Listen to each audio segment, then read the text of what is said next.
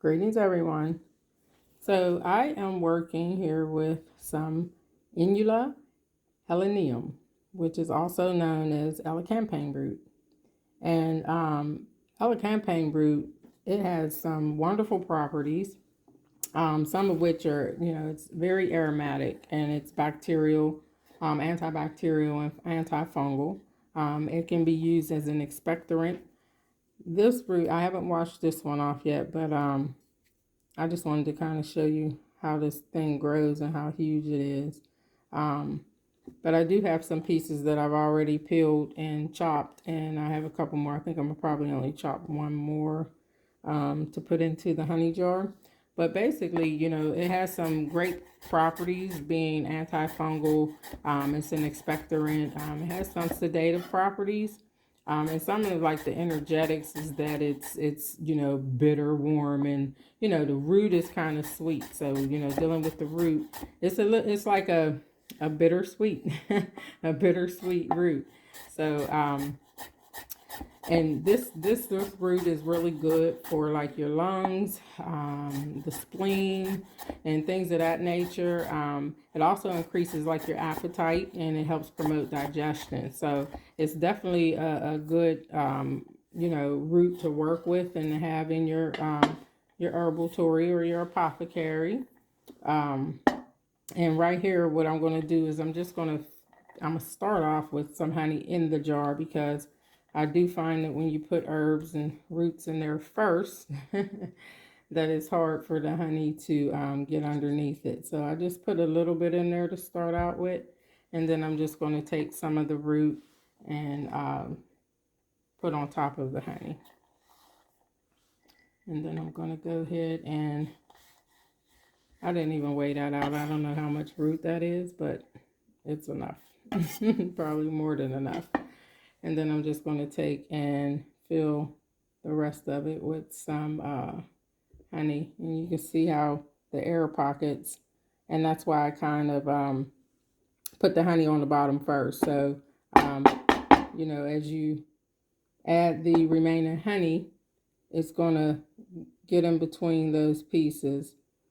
And that's one of the other reasons why you want to chop some of your herbs up, so it has the whatever menstruum or liquid or honey that you're using has more surface area to cover. And I'm just going to cover this and give it a shake, because I probably still need to add a little more honey. But you see right now that it's actually coating all of those pieces. And yeah, I probably could have used less of the root, and I can definitely put this in a bigger jar.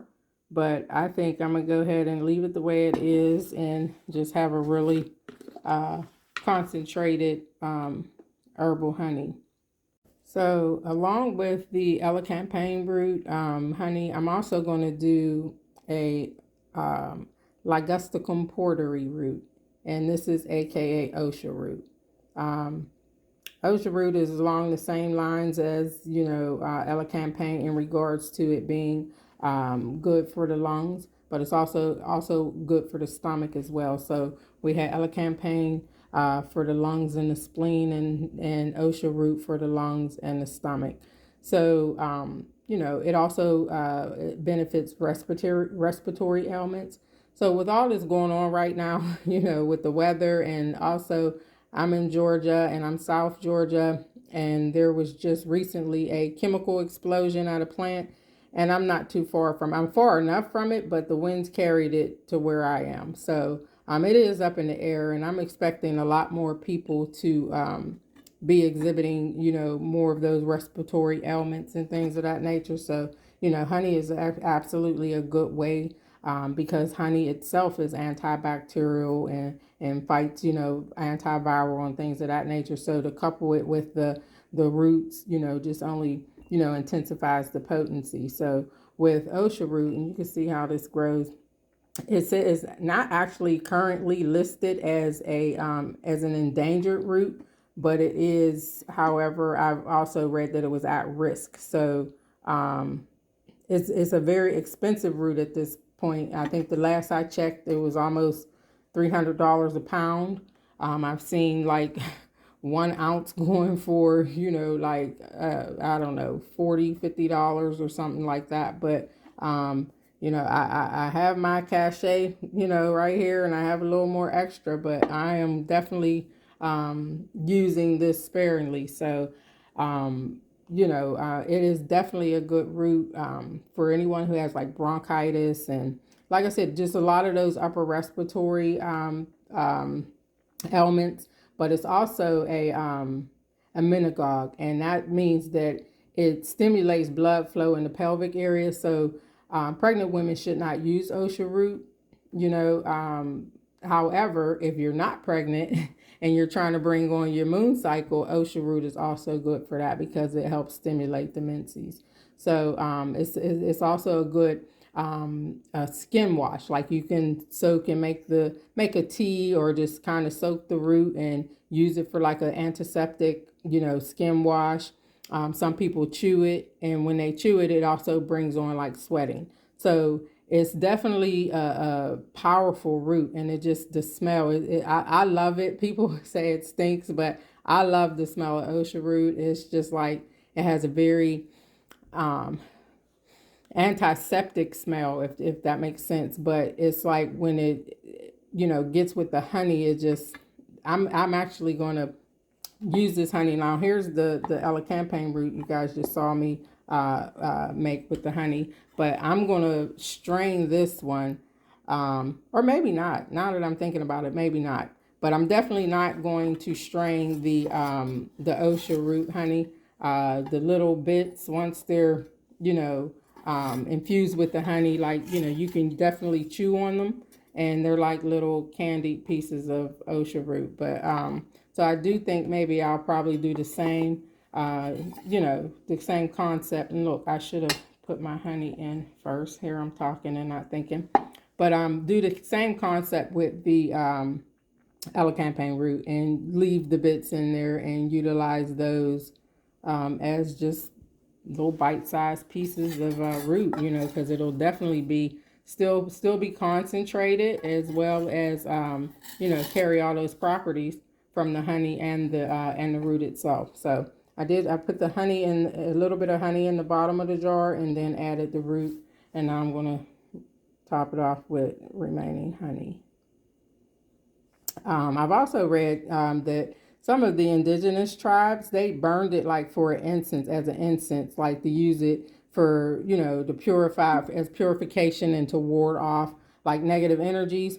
But being the Osha, is, like I said, a possibly at risk type of root, I wouldn't, recommend that, burning it or anything like that, unless it was absolutely a necessary part of like a ritual or a ceremony. So yeah, I mean, we want to respect the plants, and we want to ensure that we can continue using them, for quite some time. I mean, they were here way before we were. So I definitely want to respect the fact that it's over harvested. And so I'm definitely making these in small batches. I want to, utilize this as necessary, but I will probably utilize these in tandem, like in conjunction with each other, or in a combination, rather, is the word I'm looking for, to combat any type of respiratory issues, or just soothing the mucosal membrane of the esophagus, and everything. So and we'll get the properties of the honey plus the properties of the both roots. So the Elecampane was a fresh root, and the Osha was dried. But like I said, both powerful in their own rights, and will probably be even more powerful, together. So these will sit. I will turn this jar multiple times a day. Both jars, I will just continue, if as I walk past them, I will continue to just flip them. And, the more you do that, the quicker the infusion process will take place. But these will go, for at least 4 weeks. But at the end of those 4 weeks, again, I'm probably not going to strain them. Usually I strain, like with the herbal honeys, without the roots. I usually strain some of the herbs out. Or if I don't, you utilize it in a tea, and you let the herbs float in the tea as well. So just another good method of utilizing herbs and roots and things of that nature that we may have already or that we may obtain for our health and wellness. So, Ashe.